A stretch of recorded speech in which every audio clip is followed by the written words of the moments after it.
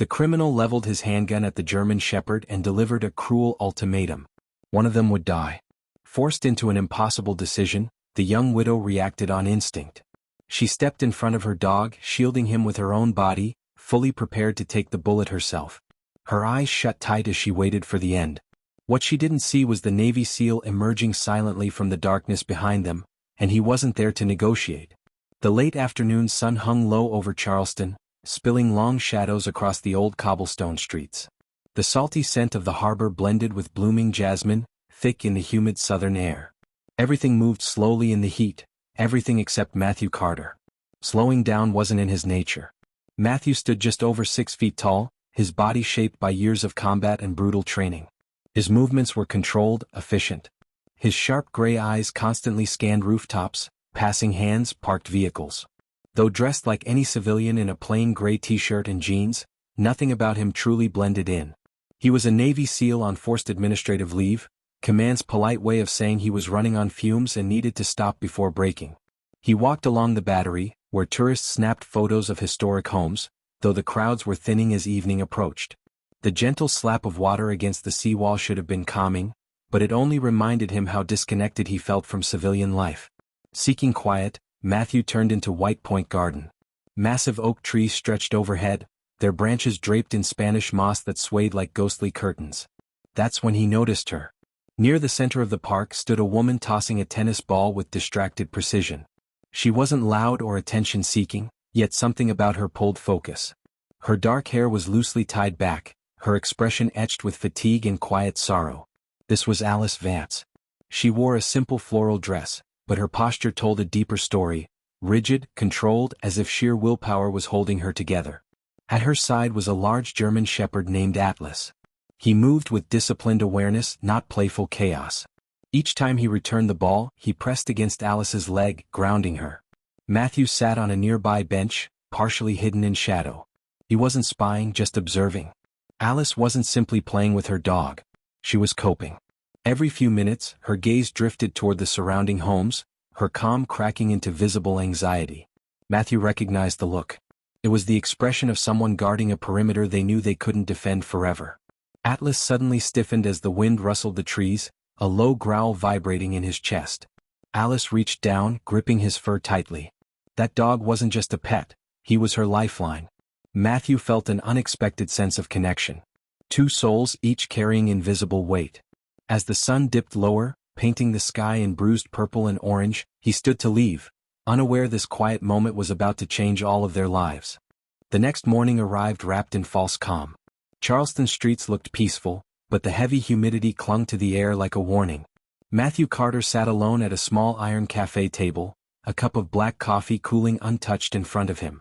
He wasn't there for the drink. He was there because every instinct forged in combat told him the woman from the park was in danger. Across the street, Alice Vance sat outside a bakery, paperwork spread across the table. In daylight she looked even more fragile, exhaustion etched into her face beneath oversized sunglasses. Atlas rested beneath her chair, calm on the surface, but his ears rotated constantly, alert to sounds humans ignored. Matthew watched without staring. Alice spoke urgently into her phone, gesturing toward the papers. Likely legal documents, deeds, zoning notices. She believed rules could protect her. Matthew knew better.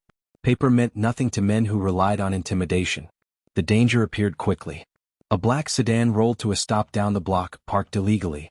Two men stepped out, moving with confidence that didn't belong to tourists. The first was sharply dressed, his expensive suit unable to hide the cold calculation in his eyes. This was Silas, a man used to getting his way.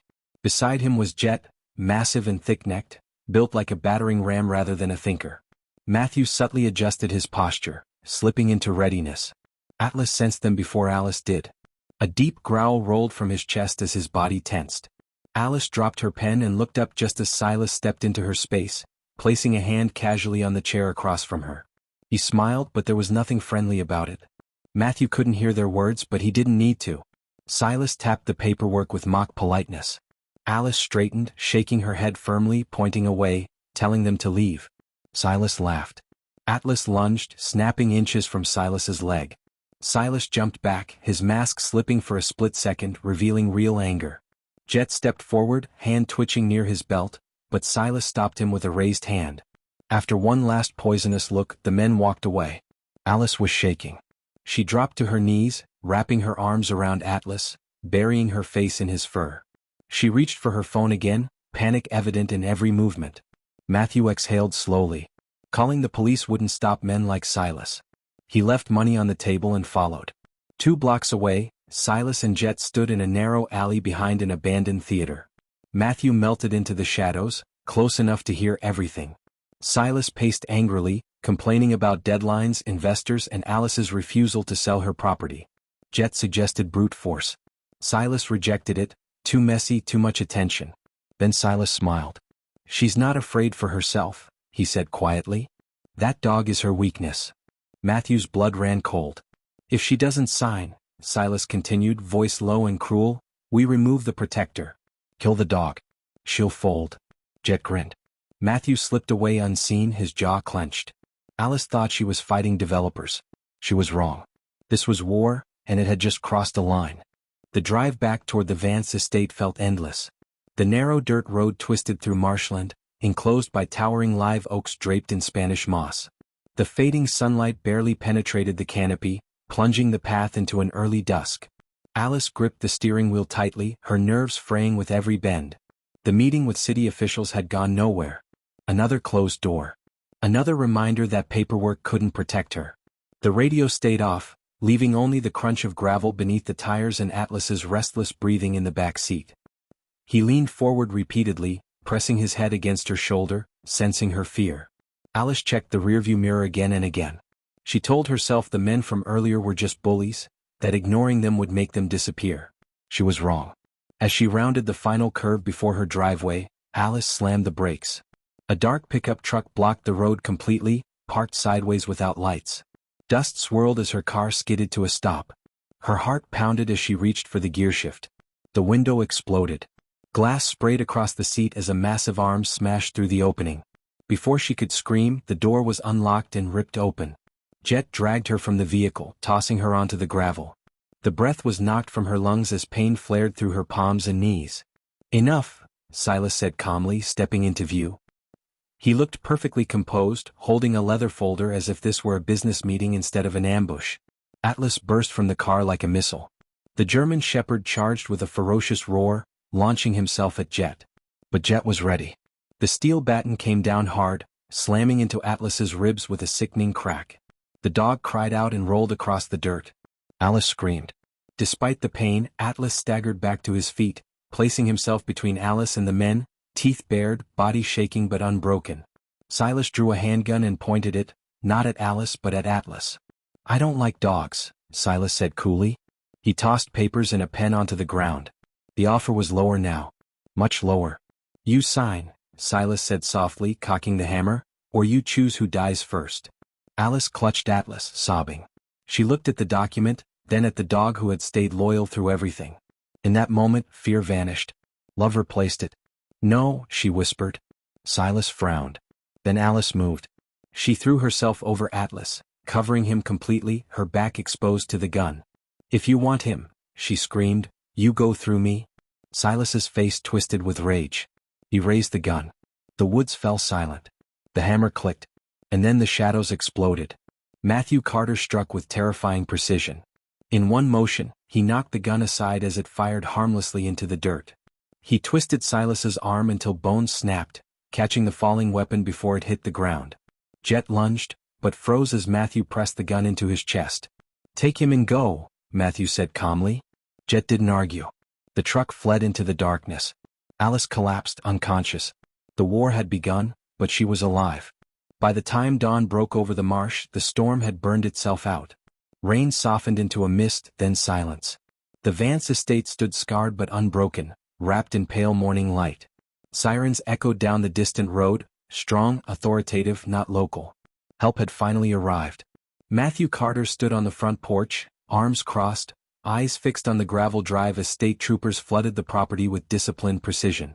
Alice sat nearby on a wooden swing, wrapped in a blanket, a warm mug trembling slightly in her hands. Atlas lay at her feet, ribs tightly bandaged, alert despite the pain. Lieutenant Sarah Jenkins stepped out of the lead vehicle, her sharp eyes scanning the damage. She took in the shattered window, the barricaded furniture, and the 3 restrained men groaning inside. "You really know how to relax on leave," she muttered dryly. Matthew gave a faint nod. They crossed a line. Jenkins nodded once and signaled her team forward. Silas was dragged out first, his tailored suit ruined, his arrogance shattered. When his eyes met Alice's, he tried to speak, but the words died. She stood tall, unflinching. He looked away.